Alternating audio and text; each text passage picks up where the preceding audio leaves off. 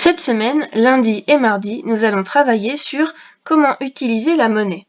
Pour cela, nous allons regarder un petit dessin animé des fondamentaux sur le site Canopé et nous allons travailler à partir de ce petit dessin animé.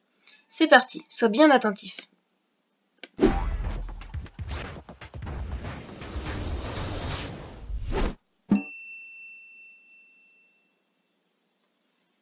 Dans un pays fort lointain, vivent en bon voisinage le jeune roi Olive et la jeune reine Rose.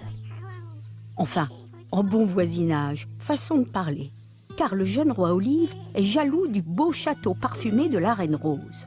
Tiens, voilà un marchand de sucettes. Rose voit là l'occasion de remplir son garde-manger. Elle va à la rencontre du marchand pour lui acheter toutes ses sucettes. Mais le jeune roi Olive se précipite à sa suite, car il veut aussi acheter toutes les sucettes du marchand et ne pas en laisser une seule à sa voisine. Or, le marchand n'a plus que 24 sucettes à 1 euro pièce à leur proposer. Le roi Olive prétend que les sucettes lui reviennent de droit, car son trésor est bien plus important que celui de la reine Rose. Mais le marchand est désolé. Alors, observons d'abord toutes les sucettes. Nous savons qu'il y en a 24 et que chaque sucette vaut 1 euro. Donc, pour savoir combien on doit payer en tout, on fait 24 fois 1 euro, c'est-à-dire 1 euro plus 1 euro plus 1 euro plus 1 euro. Et donc, on arrive à la somme de 24 euros.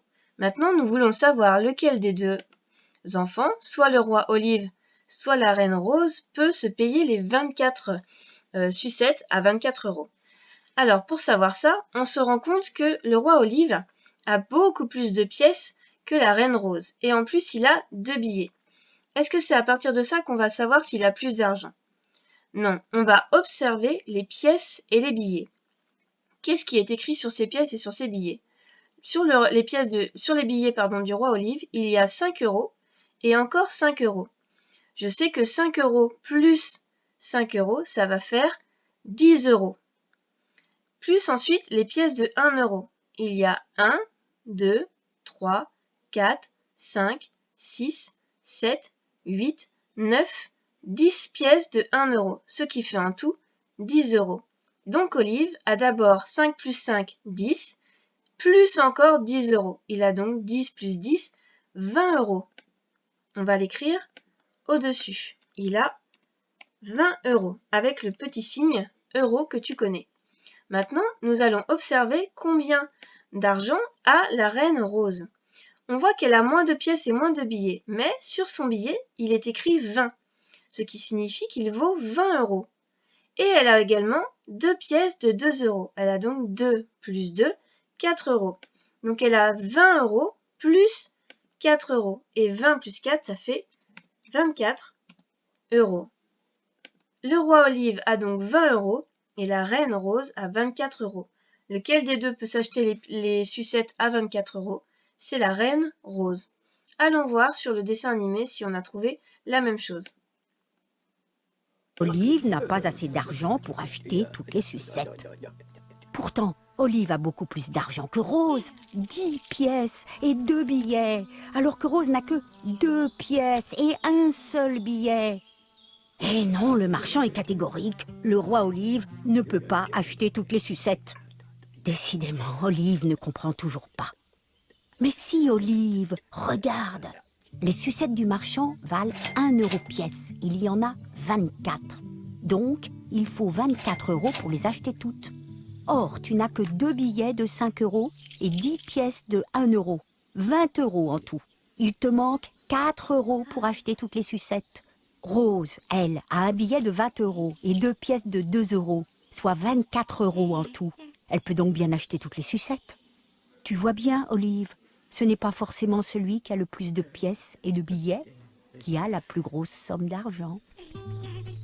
Mais avoir une amie, ça n'a pas de prix. On vient donc de voir que pour savoir combien d'argent on a, il ne faut pas compter le nombre de pièces et de billets que l'on possède, mais regarder ce qui est écrit dessus et faire le calcul. Si j'ai un billet avec 5 écrit dessus, il vaut 5 euros. Et si j'ai un billet avec 20 écrit dessus, il vaut 20 €. Et si j'ai des billets plus des pièces, je dois les additionner pour savoir combien cela fait en tout. Alors, on va s'entraîner. Voici des porte-monnaies avec dedans des pièces ou des pièces et des billets. Tu dois trouver combien il y a dans chacun de ces porte-monnaies. Alors tu vas faire pause sur la vidéo et tu vas écrire sur ton ardoise ou sur ton cahier ou sur une feuille combien représente la somme dans chacun de ces porte-monnaies. Porte-monnaie 1, porte-monnaie 2, porte-monnaie 3, porte-monnaie 4. Vas-y, c'est à ton tour de travailler. Tu fais pause. Bien, maintenant que tu as cherché, on va aller voir la solution. Donc, on a un premier porte-monnaie ici avec des pièces de 2 € et des pièces de 1 €. Pour calculer la somme dans un porte-monnaie, on commence toujours par celui qui a le plus de valeur. Donc ici, ce sont les pièces de 2 €. Je sais que 2 plus 2 est égal à 4 et je vais rajouter ensuite les 1 €. 4 plus 1, 5, 6 et 7. Ce porte-monnaie-là, il contient 7 €. J'écris donc 7 € à côté du symbole euro. Je passe au deuxième porte-monnaie. Je vois dans ce porte-monnaie qu'il y a un billet de 10, une pièce de 2, une pièce de 1. La valeur la plus élevée, c'est le billet de 10. Donc je commence par compter qu'il y a 10 €. Plus 2, 10 plus 2, c'est égal à 12. Plus 1, c'est égal à 13 €. J'écris 13, toujours à côté du symbole. Troisième porte-monnaie. Ici, je n'ai que des pièces de 2 €. Alors, quand on n'a que des pièces de 2 €, on peut compter de 2 en 2.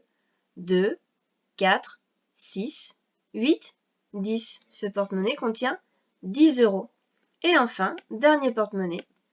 Encore une fois, je constate qu'il y a des pièces et un billet. Celui qui a le plus de valeur, c'est le billet de 5 €, donc je commence par 5.